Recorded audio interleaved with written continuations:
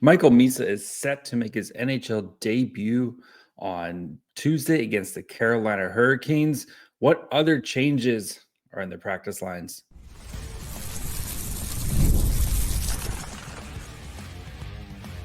You're Locked On Sharks, your daily podcast on the San Jose Sharks, part of the Locked On Podcast Network, your team every day.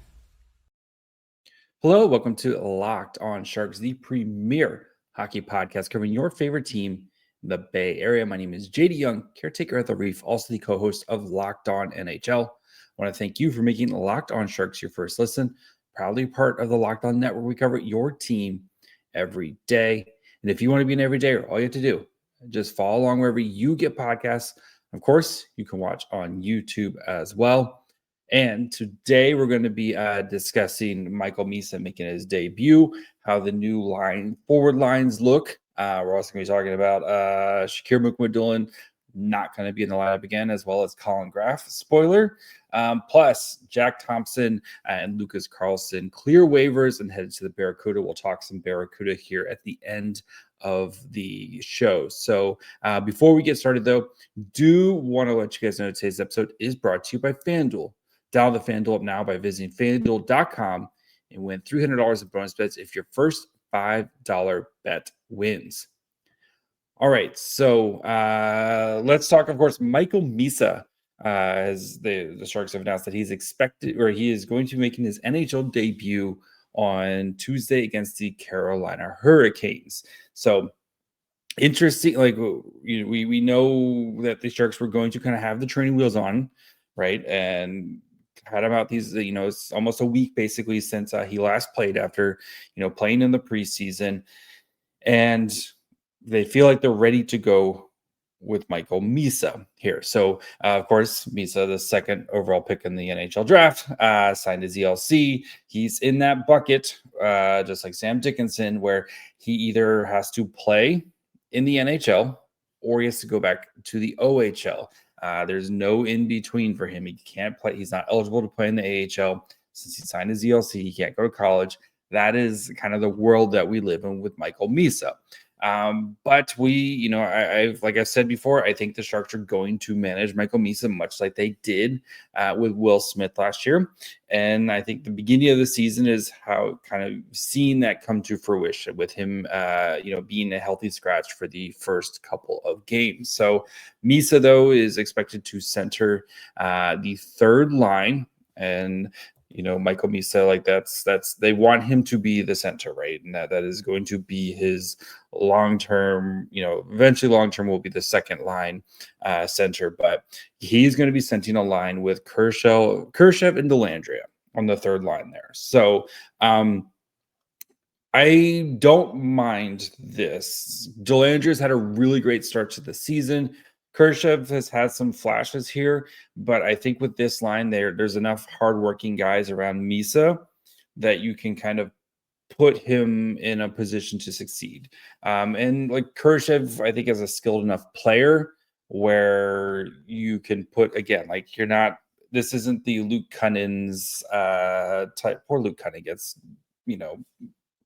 dragged through the mud on this episode, on this show, but this isn't the Khrushchev or like the Goodrow Cunning type of for that we used to see with Will Smith. I think you do see a little bit of an upgrade here, and especially the way, again, Dellandrea has started the season, and Khrushchev has shown some flashes here, and then Khrushchev is a former 50-point scorer in the NHL. So I do think Misa, though, I wouldn't be surprised if probably that like 14 minutes is probably the cap with him. I'm sure he'll probably get some power play opportunities and stuff here as well. But yes, Michael Misa will be making his NHL debut, and his parents and brothers are here for it as well, from via Shang Peng of San Jose Hockey Now. So the lines were the forward line. We're going to talk about the forward lines now, and then we'll kind of talk about the defense here in the second segment. But Eklund, Celebrini, Toffoli. So the 70s line brought back together there. You have Jeff Skinner, Wenberg, and Smith. So we split up Celebrini and Smith. Khrushchev, Misa, Dellandrea, as we talked about. And then Gaudreau, Gaudette, Reeves, Graff. And from the sound of it, it looks like Colin Graff is going to be the odd man out, at least when it kind of came to some of the practice there. So we'll see. I'm not a big fan of keeping Colin Graff out. I think he's a very talented player who does a lot of things. I think he's excellent on the PK. And I think if you pull Colin Graff out, it's going to make your PK worse. But again, you got to keep the veterans in there for some reason because things that veterans do. But as for like the top line, we've seen this line be successful before, and especially after what we saw on Saturday's game where the Sharks were heavily outplayed by the Ducks, and especially that top line was outshot heavily, or shot attempts was outshot heavily. You knew Ryan Warsofsky was going to try to mix things up here a little bit, and this is a line that has worked very effectively before, and Eklund has played very well to start the season. Toffoli's played pretty solidly as well, and I think for getting Celebrini with those guys, as again, Celebrini I think is played really well last game, but might still be kind of knocking off a little bit of the rust from the preseason, missing so much of the preseason. So I don't mind kind of putting this line together right now, and then once everyone's kind of fully kind of back in stride, you can put back Smith and Celebrini at any point. That's the great thing, right? Is the Sharks do have enough pieces in their top six where you can kind of mix and match it a little bit here, especially beginning of the season. You're trying to find something that's working right now. So, but the second line is really interesting to me because you do have Jeff Skinner, who's not known for his defense. You have Will Smith, who not known for his defense. Then you have Alex Wenberg, who's going to have to probably carry the defensive load on this second line. This line should have some opportunities to score, especially with Smith's creativity and Wenberg and Skinner's ability to get to the net. Like, I could see this line is either going to get hemmed in its own zone, or it's going to create a lot of offensive opportunities, and probably both things are going to happen in a game, right? But this feels very much like there's no in between with this line. This is we're stuck in the zone for 90 seconds, or we are just controlling the pace for 90 seconds type of performance. So, but I'm curious. I want to see how it works here. So, and then, like I said, with the third line, I think Misa is going to be in a spot. Wouldn't be surprised if Wenberg or Celebrini potentially double shifting there if they want to give Misa a little bit of a break because Celebrini is a freak of nature. And again, like we saw with Sam Dickinson, right? I know it's a little bit different with defensemen, but kind of easing them into it. I'm still probably going to be at like 14 minutes for me. It's hard for me to imagine Misa playing more than that, to be honest. And especially if it's a close game, if the Hurricanes kind of, jump out to a massive lead early, then Misa might just roll lines just to get Misa experience there. So that could easily be it. But, and then Gaudreau, Gaudette, Reeves, it is what it is. Again, I still would like to see Gaudette play a little bit more, but kind of is what it is with that line. So, and Reeves and Gaudette have both been very good to start the season. So, and Barclay Goodrow is Barclay Goodrow. So, we'll see. Again, we're getting closer. I feel like we're starting to get closer. And spoiler: Sam Dickinson looks like Sam Dickinson is going to be playing again. We're going to have 4 players who are 20 and under in this game, like between Will Smith, who's 20, Dickinson and Celebrini are both 19, and Michael Misa, who's 18. We're going to have 4 players who are 20 and under in this game. Old man William Eklund, who's 23 now. Yes, get him a walker or something. It is, the future is now old man. But we'll see. We'll see how the forward lines perform. So we're going to talk about Mukhamadullin not being in the lineup. We're going to look at the defensive lines. And again, just complain a little bit about we're getting close to it. So plus we'll catch up with the Barracuda as they get 2 defensive reinforcements. So we'll get to all that here in just 1 second. The NFL season is here, and FanDuel is an offer you don't want to miss. Right now, new customers can bet just $5. You get $300 in bonus bets if you win. That's right. Pick a bet, put down $5, and if it hits, you'll unlock $300 in bonus bets to use across the app. Great thing about FanDuel is it covers so many different ways to play. You can build parlays if you think a series of events are going to happen. You do player props. I keep giving you the Darren Waller touchdowns, and it keeps happening. I don't know what else you want from me. And you can even follow live lines during the game. So if you have the Chargers coming back to win, good for you. So whether you're a casual fan or love diving into the stats, FanDuel makes the game day experience so much better.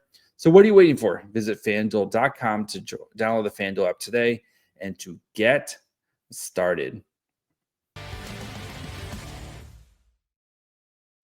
All right, guys, before we continue, do of course want to thank you for making Locked On Sharks your first listen. If you haven't decided, or if you haven't yet, perfect time to subscribe right now as we are in the middle of the season. We're going to, of course, we'll continue to cover the prospects. We'll have a nice prospect episode coming up later this week, and plus coverage after every game. So make sure you guys are following along wherever you get podcasts, and of course, you can watch on YouTube as well. So the defense, we've talked coming out of Saturday's game. We've spent a lot of time talking about the defense, and the hope was we would see some changes, and we've seen a little bit of changes. So from Shang Peng of San Jose Hockey Now, the defense, Mario Ferraro with Orlov.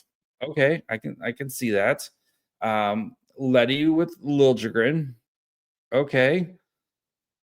Dickinson with Klingberg. And then Mukhamadullin with Desharnais. So looks like Mukhamadullin and Desharnais will be scratched for Tuesday's game.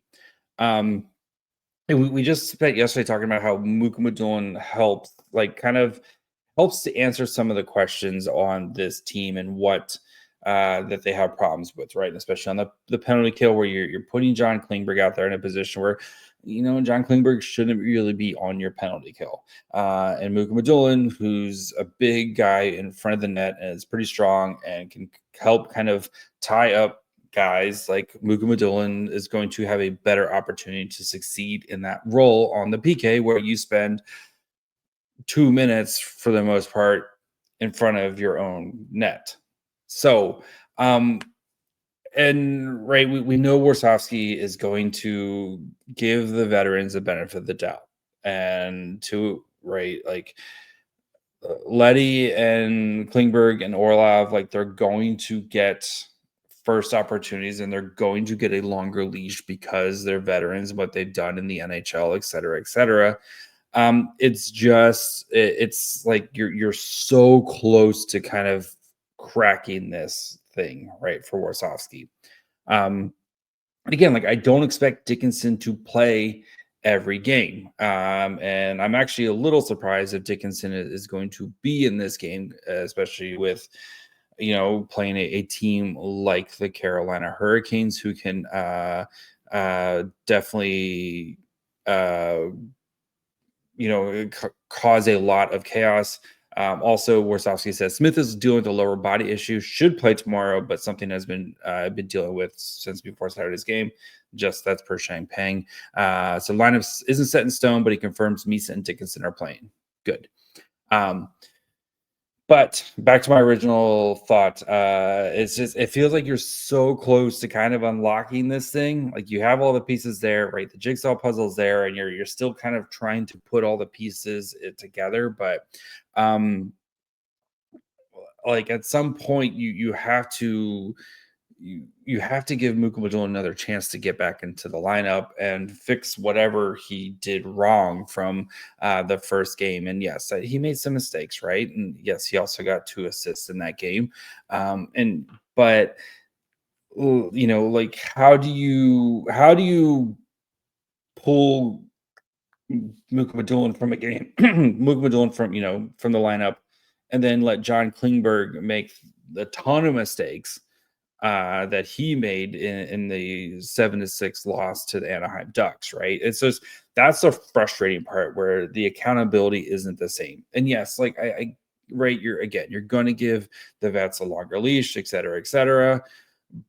But it's just a bad look, man. Like you talk about competing and accountability and all these things, and Klingberg was a big reason why the Sharks lost that game because of his, again, there's two tie-ups that like he has to make those, like he has to do more in front of his own net to keep the opposing team from scoring.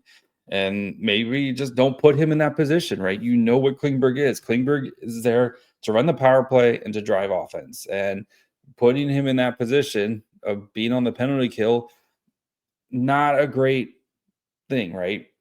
Just I feel like we're gonna get there soon. Like we're going, like especially if the Sharks keep losing these like heartbreaking games and keeps losing to start the season, we're going to get there to the point where Warsawski's just gonna be like, we have to play these younger guys because, or Greer's gonna tell them you have to play the younger guys because they like if you're gonna lose, you might as well lose and figure out what you have with these young players. But right now, the season's new still, right? Their structures are, of course, they're trying to win. They're always trying to win, but it's just frustrating when it doesn't feel like you're icing your best lineup here. And especially with Mukhamadullin, who had such a great start to the season and had such a great end to last season and such a great preseason, and he has one okay-ish game, and then he gets pulled from the lineup, and it looks like it's a tougher road for him to get back in the lineup, unfortunately. So, and the same thing with Colin Graff, right? Like Graff is like has a very specific role. Like he is. You see the hockey smarts, you see the intelligence, you see like what he does on the PK. He makes the PK more dynamic, right? And creating opportunities and being aggressive. And he's such a smart player. He's all that's from the moment first time I watched Colin Graff, the thing that I noticed, and it's like the puck always finds him because of his ability to read the play and see where the puck's going to be and to know where to be at the right place at the right time.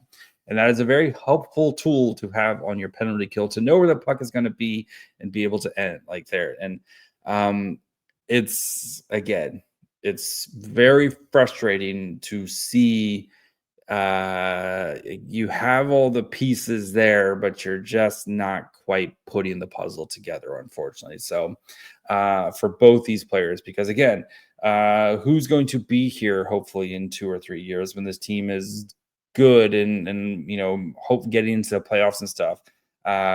Colin Graff or Barclay Goodrow, right? Or Shakir Mukhamadullin or Nick Leddy. Which of these players are going to be here? Like, yes, I know you're trying to win now, but you have to keep the big time picture in mind as well. And I would rather go down swinging with these young players as they learn and gain valuable experience. That way, when you get to these big time moments later in their careers, they've kind of gone through it a little bit more. So anyway, we'll see. You have the pieces right there. So speaking about pieces, Lucas Carlsson, Jack Thompson heading to the Barracuda and should be big time additions for what I think is going to be a really fun Barracuda team. So we'll talk about that here in just 1 second. Most people can't name all their financial accounts or even what they're worth, whether it's their 401ks, properties, or investments. And when you don't have the full picture, you can end up leaving money on the table. That's why there's Monarch Money. It's an all-in-one personal finance tool that brings your entire financial life together in one clean, easy-to-use interface on your laptop or on your phone. Monarch is built for people with busy lives, and if you put off organizing your finances, Monarch is there for you. Monarch does the heavy lifting. You can link all your accounts in minutes, see clear data visuals, get smart categorization of your spending, and finally feel in control of your money without ever touching a spreadsheet. It's like your own personal Puckpedia, people. You can maximize investments, increase your savings rates, easily review your finances with your partner and or financial advisor, all while keeping a clear view of your financial health week to week or long term, or however you want to see it. So don't let financial opportunities slip through the cracks. Use code LOCKEDONNHL at monarchmoney.com in your browser for half off your first year. That's 50% off your first year at monarchmoney.com with code LOCKEDONNHL. All right, before we finish up, of course, I want to thank you for making Locked On Sharks your first listen today. For your second listen, check out the all-new Locked On NHL Game Night. Every game, every night until a Stanley Cup champion is crowned. Get local analysis on a national scale. Find NHL Game Night on Locked On NHL on YouTube, wherever you listen to podcasts. So our long national nightmare is over as Lucas Carlsson and Jack Thompson both go unclaimed and are sent to the San Jose Barracuda. And like, I get the angst about putting guys like Jack Thompson on waivers because you feel like he's going to get claimed. But we kind of do the same song and dance every year. And you have to remember, right? The San Jose Sharks are the worst team in the NHL. And usually when you're the worst team in the NHL, teams don't typically grab players from your organization because you're the worst team in the NHL and they feel like they can get better players elsewhere. So the Sharks, probably, like, if it was Jack Thompson was on the waivers and the Sharks were eligible to claim him, like, that feels like a move that the Sharks probably would have been smart to make. But one, GMs are cowards and they typically don't want to kind of ruffle the feathers because there's always that, well, you did it to me, and so I'm going to turn around and do it to you at some point. So usually stuff like this does tend to kind of slide, even with players who probably should be in the NHL, like Jack Thompson. But the Sharks did get both of them down. So this is two huge additions for the San Jose Barracuda, who won their first game 7-6. That was a lot of goals coming out of San Jose on Saturday. They won their first game against the Bakersfield Condors, and was a very fun, exciting game. But when you give up 6 goals, the defense was a bit shaky, as you would expect when, again, you have a lot of new pieces kind of coming into place, right? On the blue line, like Matthias Havlid, Cole Clayton. These are new players to San Jose, and it's going to take a little bit of time to kind of get them in, up to speed. But getting 2 guys who've been here last year, Lucas Carlsson is a longtime veteran. He's played a lot of games in the AHL, and Jack Thompson, who's, a tweener right now between the NHL and the AHL.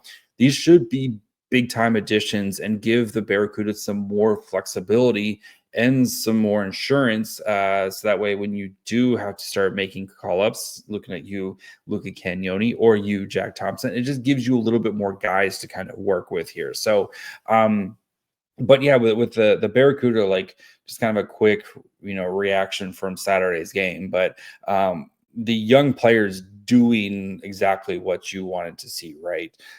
Cam Lund, AHL debut, 3 assists in that game. Quentin Musty, a goal and an assist in that game. Igor Chernyshov was an absolute monster, with the exception of one play where he gets caught flat-footed on the penalty kill, and he tries to keep a puck in, and it just does not go well for him there. But Chernyshov having a strong game, like all the young players and even kind of quote unquote veterans in like Phil Beestead and Ethan Cardwell, like Beestead had a monster of a game in this performance here.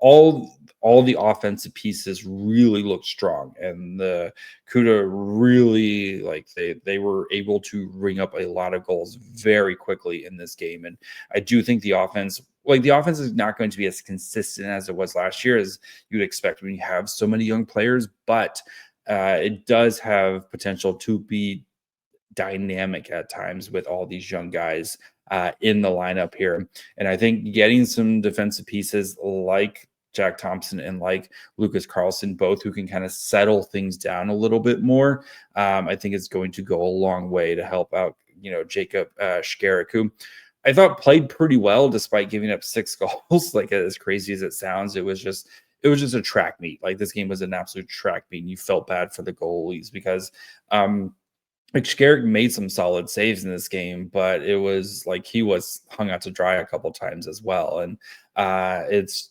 just early season hockey right now, as everyone's still kind of getting their bearings and getting the systems in place and getting all their pieces back right now. But like, this Barracuda team is going to be really fun. Do I think their ceiling is as high as it was last year with Askarov and Podorowski? No, but I still think this team can play with anybody on any given night, and I think this team can be very good and should have playoff aspirations because you have a lot of young, talented players on this team, right?